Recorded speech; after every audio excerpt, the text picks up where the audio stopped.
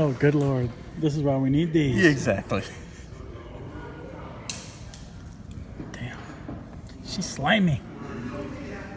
Is that one of the ones they have on sale right now for like 300? Yeah. No, 200. How is it?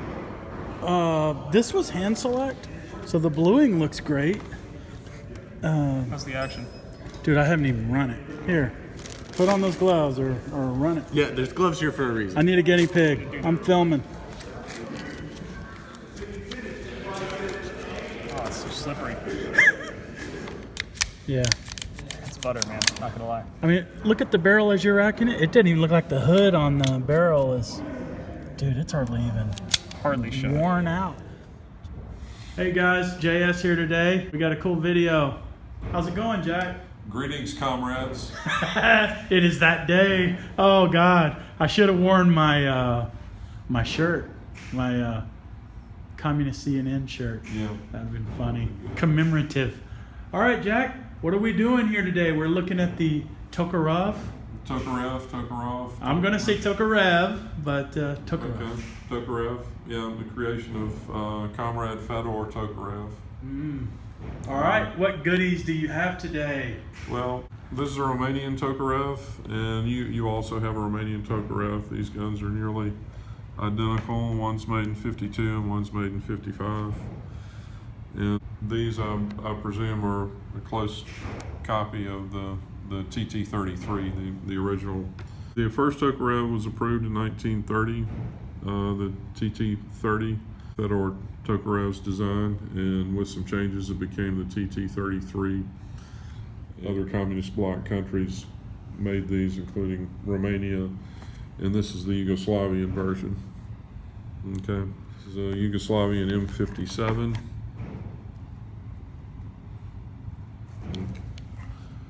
And the most noticeable difference is the longer grip, longer magazine, holds slightly more round. To get these into the country, they have to have a safety, an external safety somewhere. Romanians have probably the best frame safety. It's all the way down here. Some of the others that come into the country have a safety up here. You'll notice this one doesn't have a safety. This is as originally designed. I like that better. Came in the country with a trigger safety, and I've removed that and installed the regular trigger. So this is exactly how it was designed, and it's not illegal to remove that safety after it comes into the country. Right on. I remember you had one that had the trigger safety built into the trigger, and I remember shooting it, and then I kind of remember you shooting it afterwards, and I liked it obviously without it.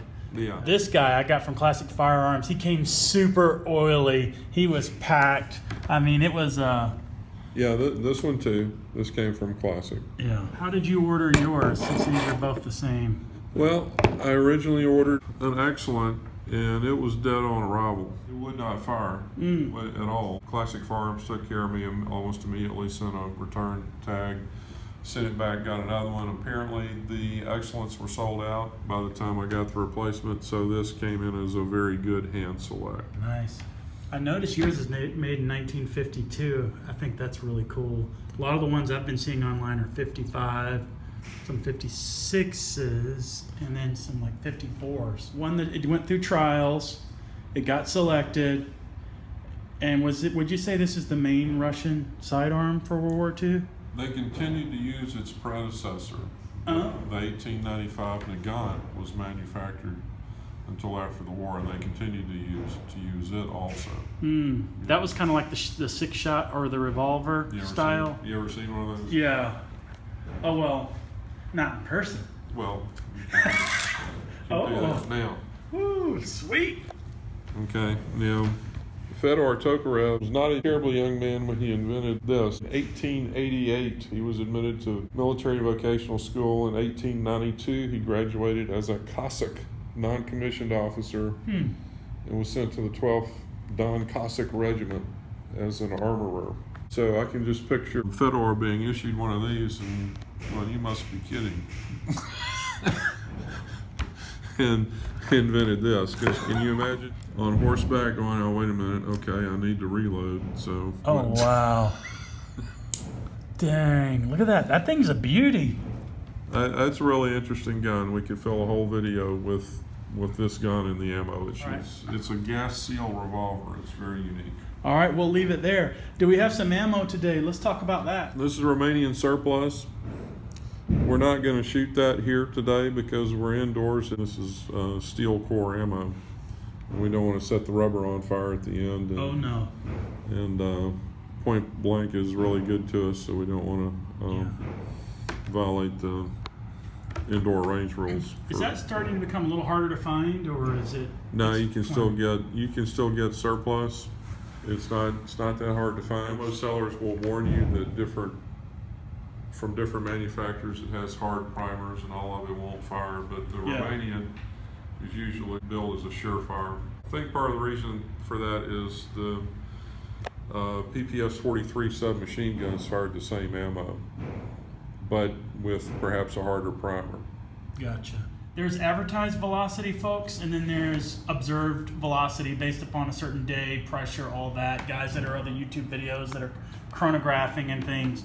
We kind of did an average, right, Jack? In testing, there's not as much difference in muzzle velocity as you might expect. The ballistics you see range from 1,300 feet per second to 1,800 feet per second. Okay. These are probably all high 14, low 1,500 range. FMJ, 85 grain PPU, and then you've got, actually, this surprised me.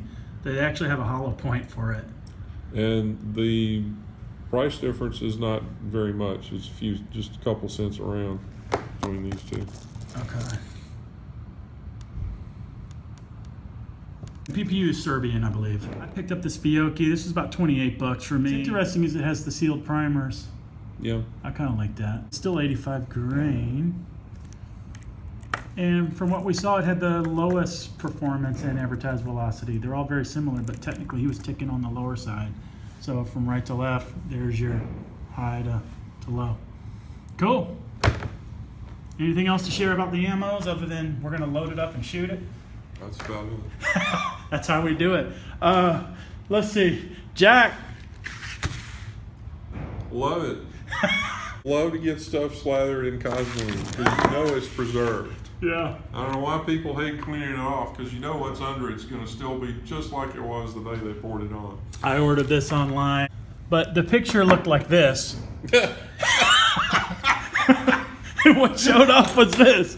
And I'm like, oh God. I'm having flashbacks of my SKS cleaning our 4-hour video, which I loved, but I was like, I was not prepared. I just wanted to stick the thing in my bag and go. I'm like, man, I got to kind of clean it now. Well, you know what? These guns are so durable, I bet you could load that and it would fire. Yeah.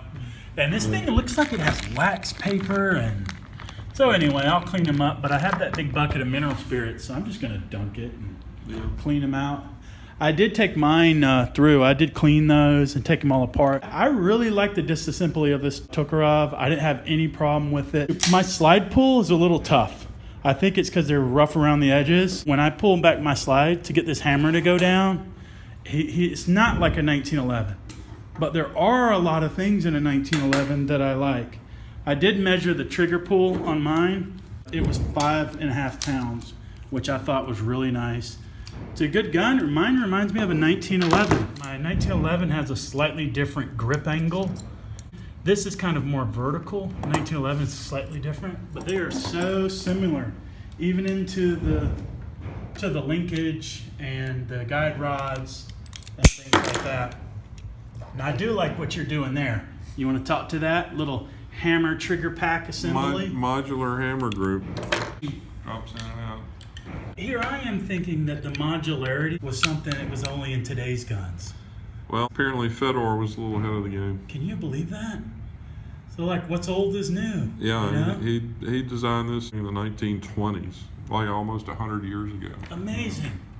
And think about that. You're on the battlefield, you just pull that trigger pack out if you got a problem. I mean, assuming you had a bag of them, I don't know. But it seems modular, just like what we talk about today's guns.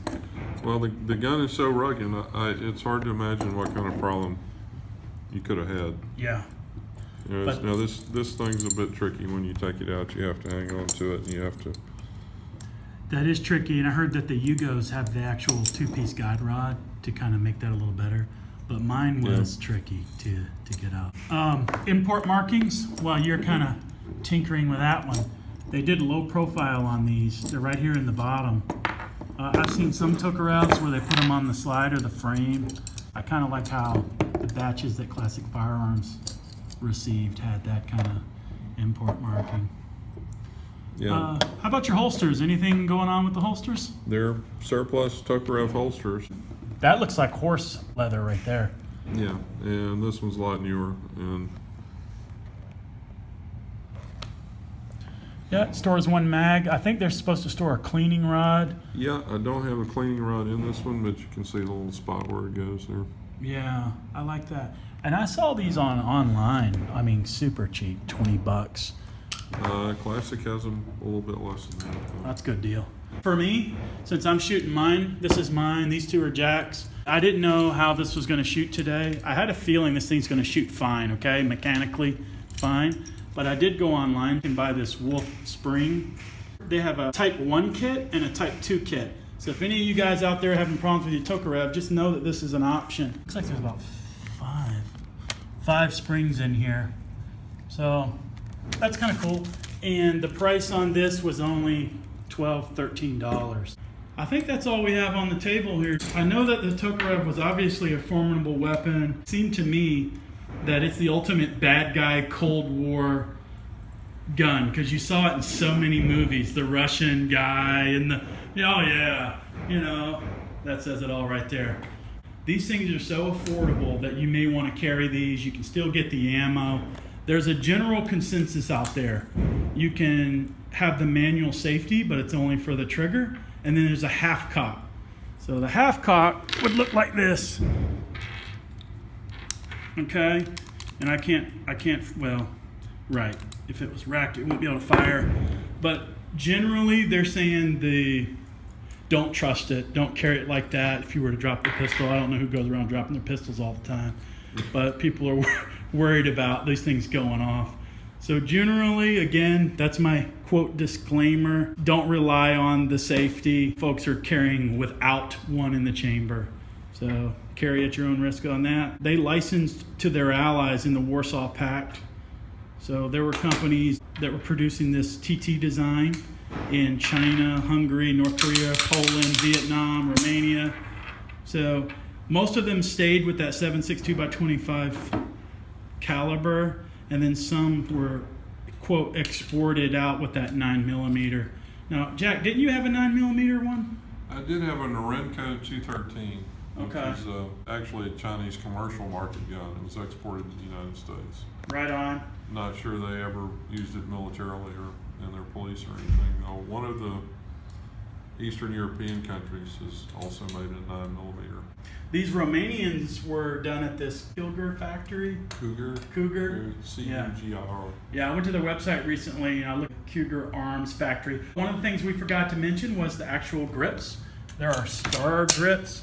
I always think of this as Bakelite, but maybe it's plastic. It's Bakelite. I know in the war they went into wood as well. But the Bakelite, especially on the Romanians and the Yugos, they all have their little initials.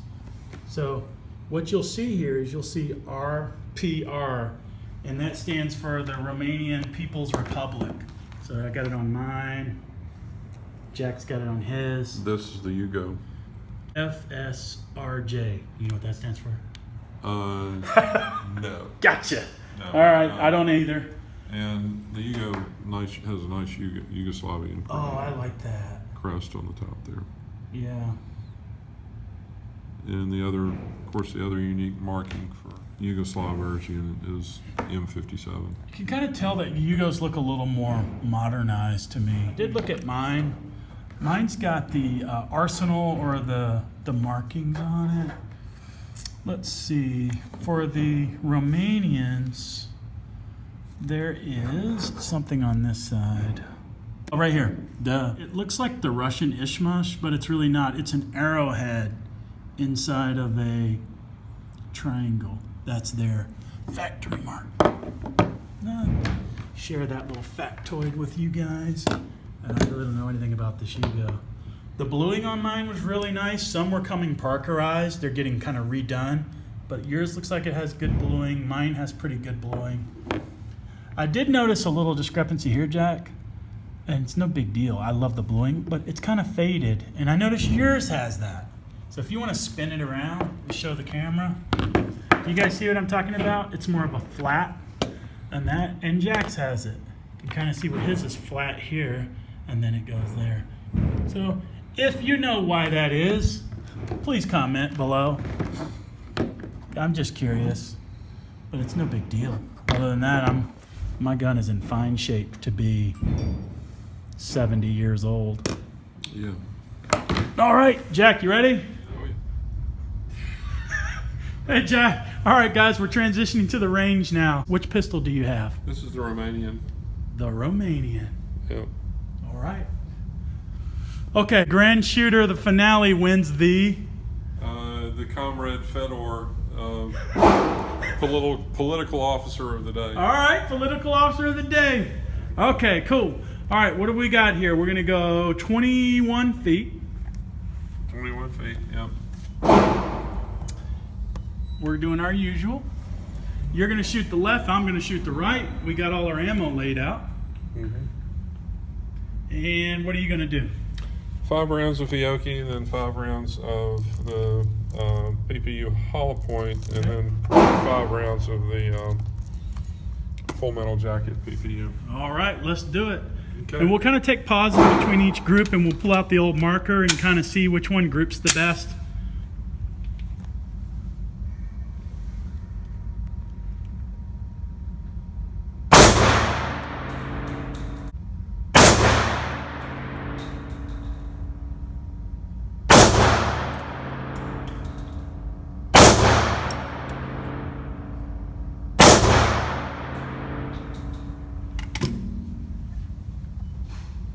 That was some good shooting right there.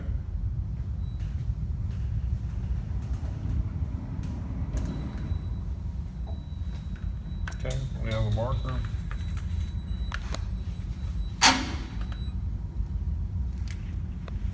We're just going to go around the group.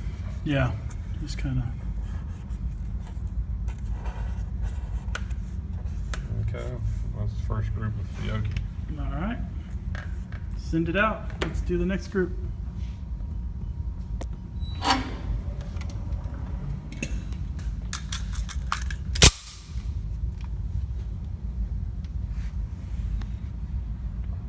Hollow points.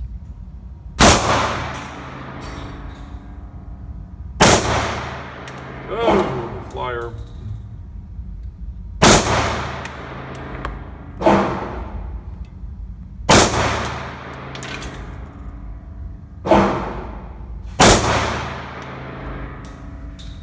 All right, right on.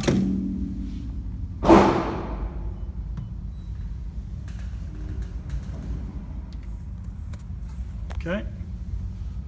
All right, these are the hollow points, and look at this. We got 1, or that's 2, right? Yeah, I think so. No, that's 1, 2, 3, 4. And look at this, it went sideways. That round that went high Wow. ripped a sideways hole. Other than that, it's not a bad group. It's right. It's right in there. Yeah, exactly. That's a sideways impact. Yeah, it sure is. You can definitely tell. Yeah. Wow. Unless we put 2 there, but I don't think so. No, there's not enough holes. Okay. All right. We'll see if when I go to do the jacketed hollow points, if I get any tumbling like that. Interesting.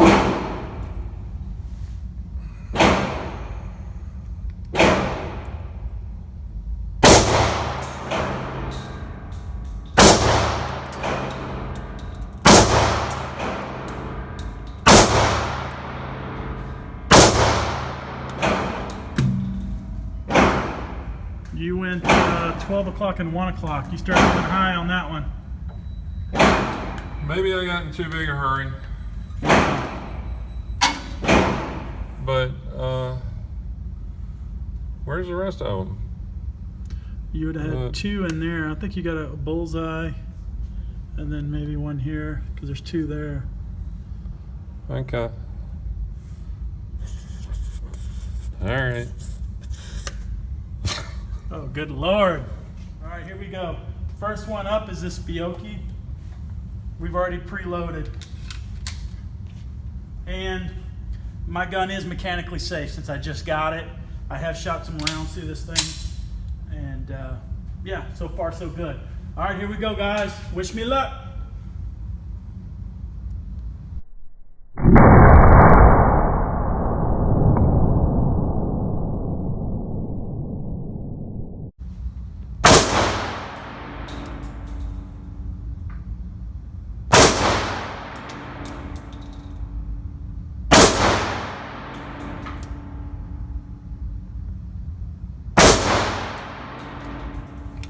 Okay, not bad.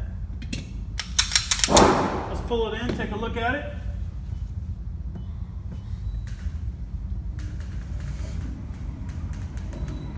I'm actually kind of pleased with that grouping. So let's take a look here. See if I can get my little artistry a little better than Jack's. All right, we'll just do something like that. There's my Fiocchi group. Now let's jump to the evil jacketed hollow point. Let's see what it does. A couple things on mine real quick on this, the hollow point. If I I already know what was happening. If I go real slow on the cycle, if you can get on that, Jack. If I go slow and I baby it, all right, it actually fed the round. I'm okay. I'm noticing unless I slingshot and let it do what it's supposed to do, I'm having some feeding problems with the jacketed hollow point catching the bottom between my feed ramp and the barrel. So it is an issue, but basically, if I do it like I'm supposed to do it, it feeds just fine. But I was trying to slow it down and show you guys to recreate it, but it wasn't happening. All right, here we go. PPU, jacketed hollow points, 85 grain. Let's see if my bullets tumble.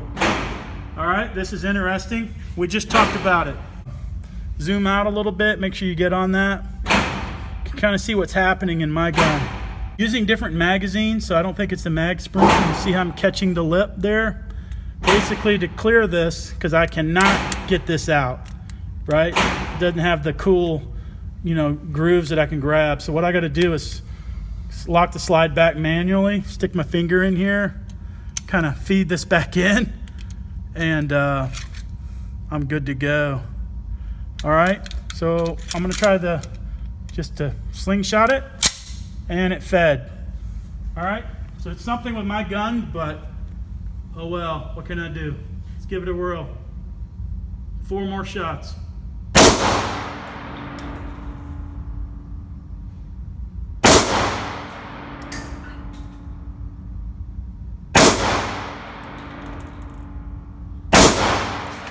All right. Is what it is. Let's pull it in. How did I do on that one, Jack? Same? We'll see. Pretty similar, maybe? Yeah. I think I took my eye off my front sight, but it looks like I'm just down in here. So a little bit of guesswork. It's really hard to say. Looks like it's something like this. All right, group 2. I noticed I did not get any tumbling, Jack. So I am not quite sure what's going on there. Huh. Who knows? Apparently it does not happen every time. All right, let's go with the 85 grain full metal jacket.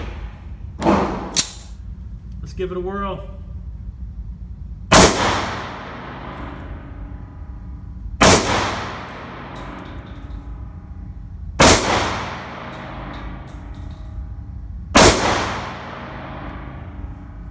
All right. Look at this. Woo! Oh, that's it. Dang. Classic double feed. Wow. Get a good double feed like that, guys. All you got to do is just drop your magazine out. And then you just rack it to clear. That's all you can do on that. And then let me get my makeup shot in. I'd like to get 1 bullseye.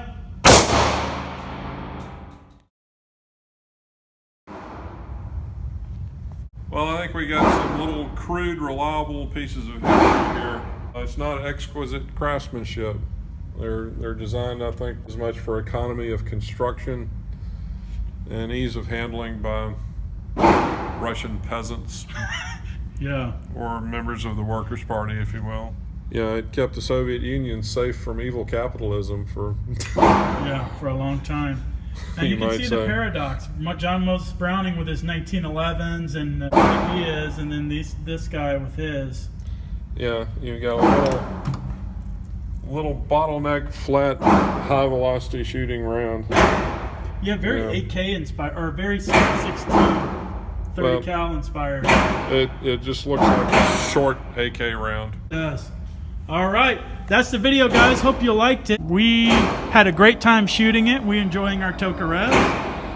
They are very affordable. If you're interested in one and you're the collector and you're looking for something else, feel free. Reach out and get yourself a Tokarev. On that note, we're out of here. Thanks, Jack. Tokarev Day was fun. We did it again. See ya.